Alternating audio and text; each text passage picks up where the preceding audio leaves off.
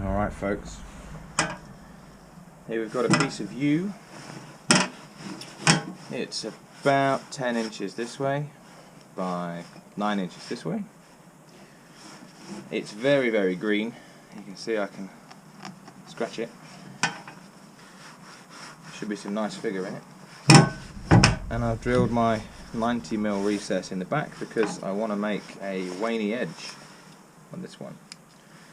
Took the angle grinder here just to make it fit in the chuck. So let's get on with it.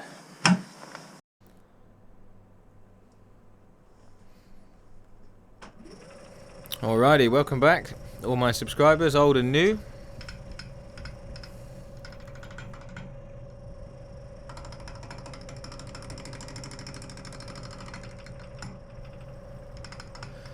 So at this point we're spinning at 800 RPM with the 1/2 inch Sorby bowl gouge, as ever.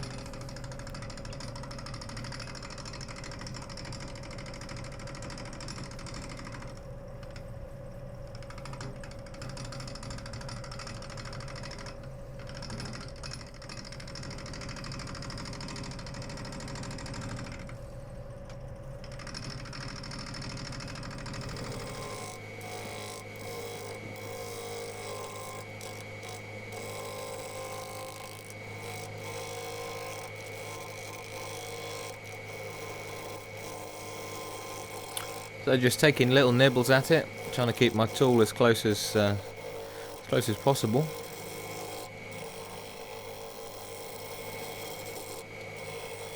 It did turn quite nicely, being green.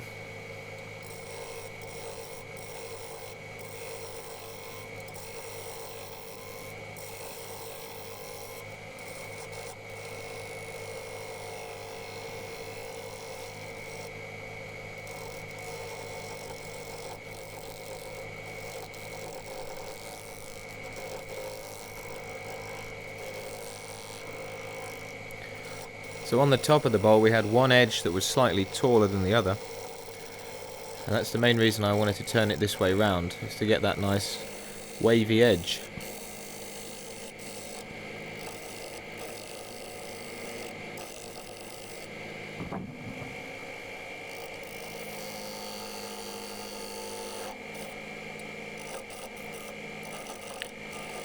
So we're just doing a bit of work on the bottom.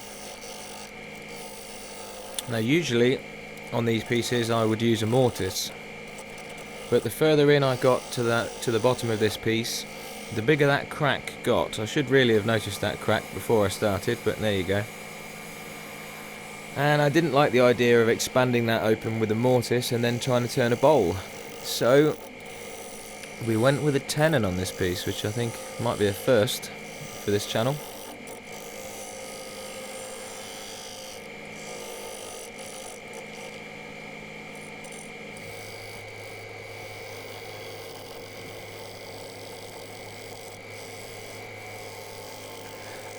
This yew's got so much character inside, I didn't feel like doing anything too crazy with the shape.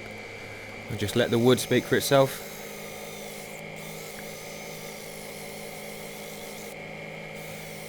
Gave it a quick sand up to 400 grit.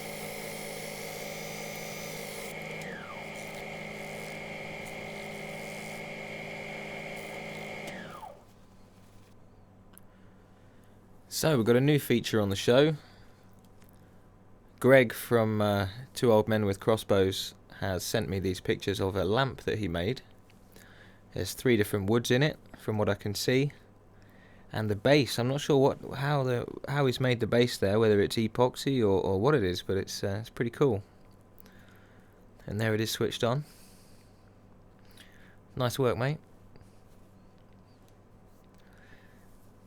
So if you'd like to be featured on the show, then you can send your images to willmakeseverything@gmail.com.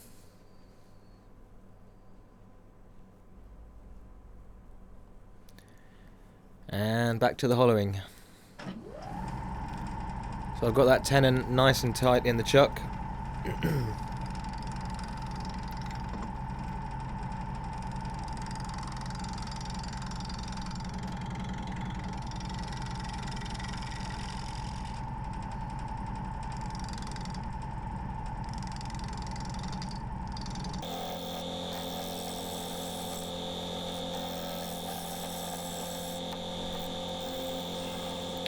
So this piece is half of a log that I was sent by my mate Pat, and the other piece doesn't have the crack in it as far as I'm aware, so that I'm going to turn that one the other way around.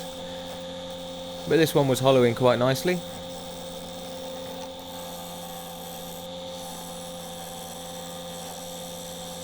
But the further down into this piece I got, the bigger that crack got, until I could actually see right through to the chuck, which is never what you want when you're turning a piece at 1400 RPM, a big crack going all the way through the piece.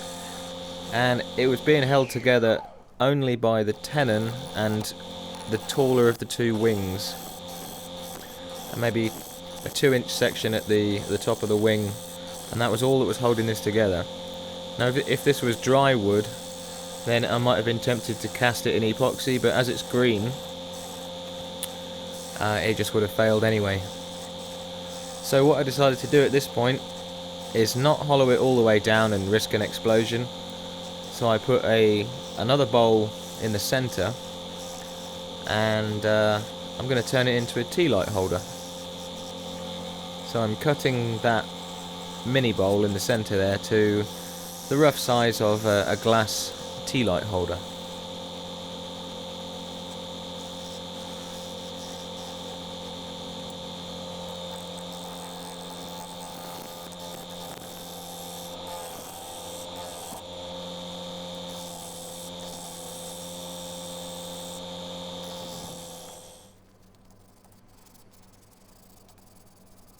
All the bark came off in the end. So there's just some hand sanding going on with 100 grit, and I took that up to 240.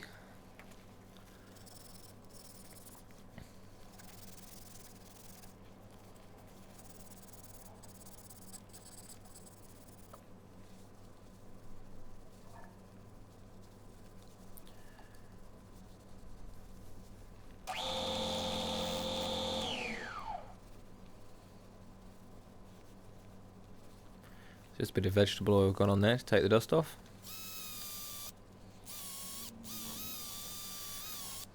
Now I lost the video of me removing the tenon, which I did with my router mostly, and then a big sanding pad. But I'd forgotten to sand inside the wings, so I had to do that after the fact, which was a bit of fun.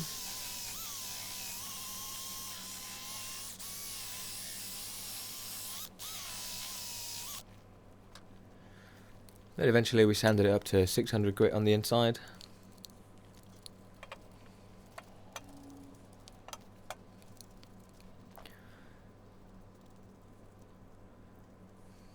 And then a liberal helping of shine juice going in there.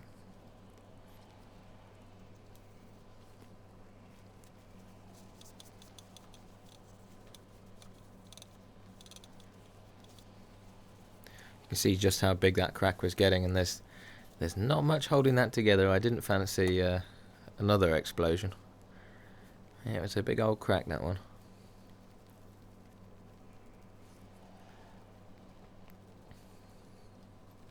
Not so much a crack as a bark inclusion, isn't it? It's where the log actually split, but I couldn't tell from the outside.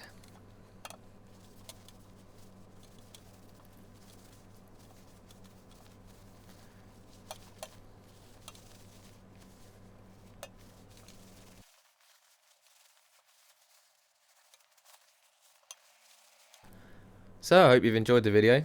Here's some glamour shots of the tea light holder. I think it might look quite cool in the middle of a table. So if you've enjoyed it, hit the like button. If you haven't subscribed, please subscribe. And if you fancy it, have a check of the website. It's willmakeseverything.com. Most of the things I make are on there for sale. If you fancy supporting the channel, it'd be really cool. So thanks very much for watching, and I'll see you tomorrow. Cheers.